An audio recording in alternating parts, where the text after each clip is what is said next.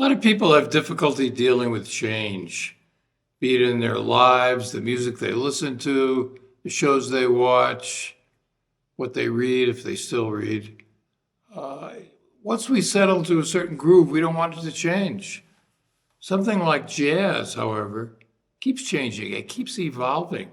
That's the nature of what the music is. And when Charlie Parker and Dizzy Gillespie and Thelonious Monk and Kenny Clark and Bud Powell and those incredible musicians created this thing called bebop in the mid-40s, it flew in the face of swing music and harmony, rhythm.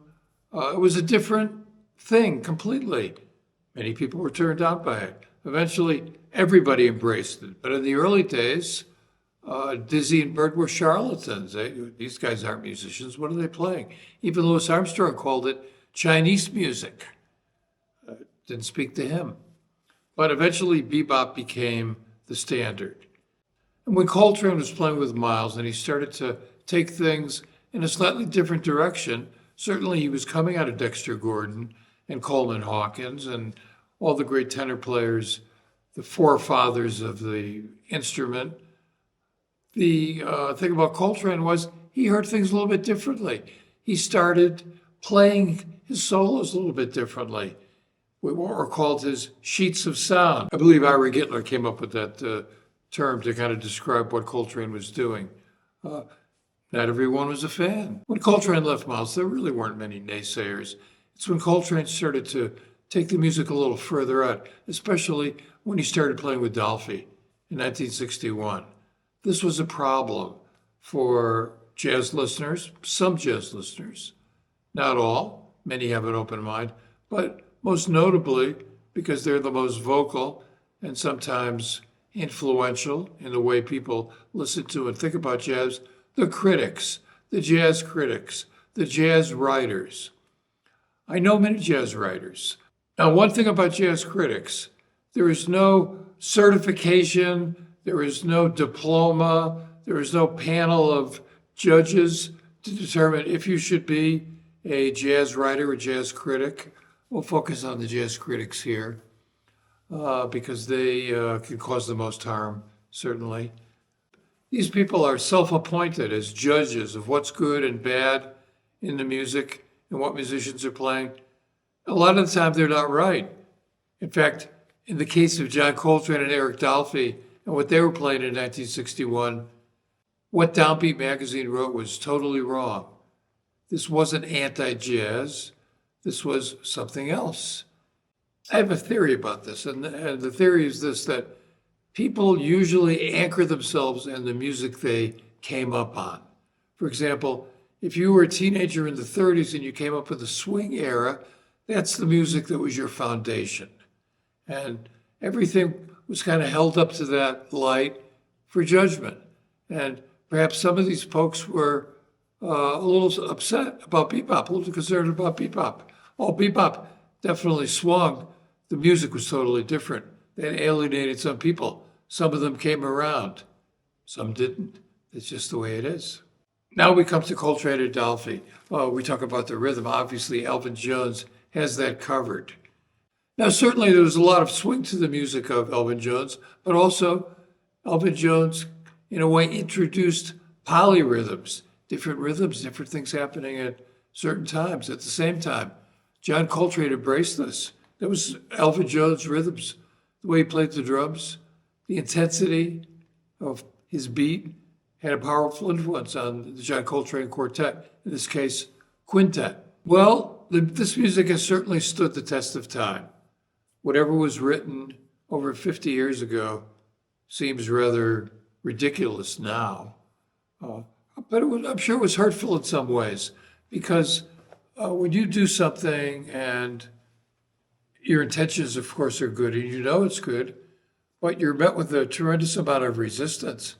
And in this case, resistance in the form of people questioning your artistry, whether or not you're a musician, a good musician, just because what they hear is something they don't particularly like.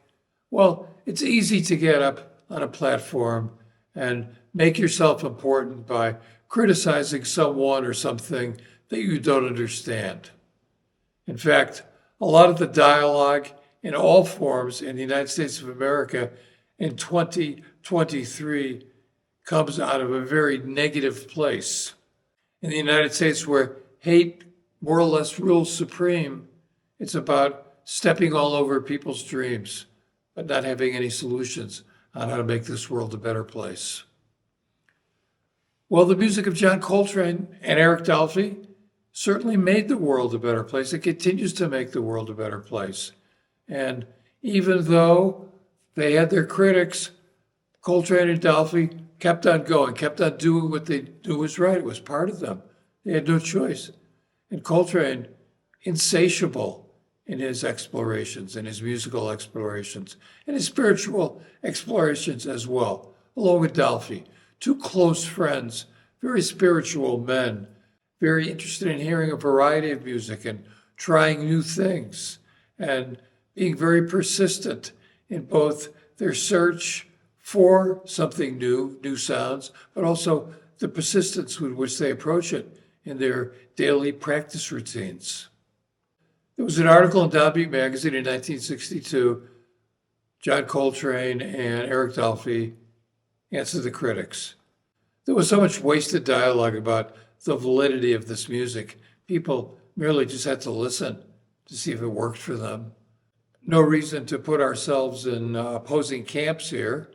No, I think what's interesting about this recording is kind of the beginning of where Coltrane is going to go in the next 6 years. I'm sure this firestorm and negativity did have a negative impact on Coltrane and Dolphy. They're only people. It takes a minute sometimes to brush it off, especially when you know you're doing the right thing. John Coltrane once said that he wanted to be a force for good. He knew there were forces of evil in the world. He wanted to be over there in the place where people were helped by his music. And from all reports, he wasn't the kind of man who would lash out at people. Now, our friend Charles Mingus, he had quite a temper. You better watch out when Mingus got angry. Coltrane's an entirely different guy. His way of dealing with the naysayers, with the critics, was to just nod and keep moving on, not to confront them, not to really get into trying to defend himself, but just play his music and move on. Because from 1961 to 1967, Coltrane's music changed dramatically every few months.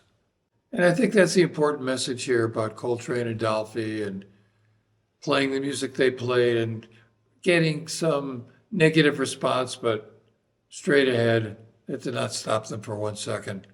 Sadly, death stopped Eric Dolphy in 1964, much, much too soon, and John Coltrane in 1967. When Trane died, we lost perhaps the last great innovator in jazz. No one's come along like Coltrane since then. There have been some great players and some interesting new approaches to instruments, but no one with a sweeping musicality, spirituality, and a deeply intense personal message for the world. We were lucky to get one John Coltrane in a lifetime. Now, that is not to say there are not many wonderful musicians out there. You can hear them live, in person, or on the web 7 nights a week. And this music has given birth to a renaissance of creativity all over the planet. People love this music. They want to play it.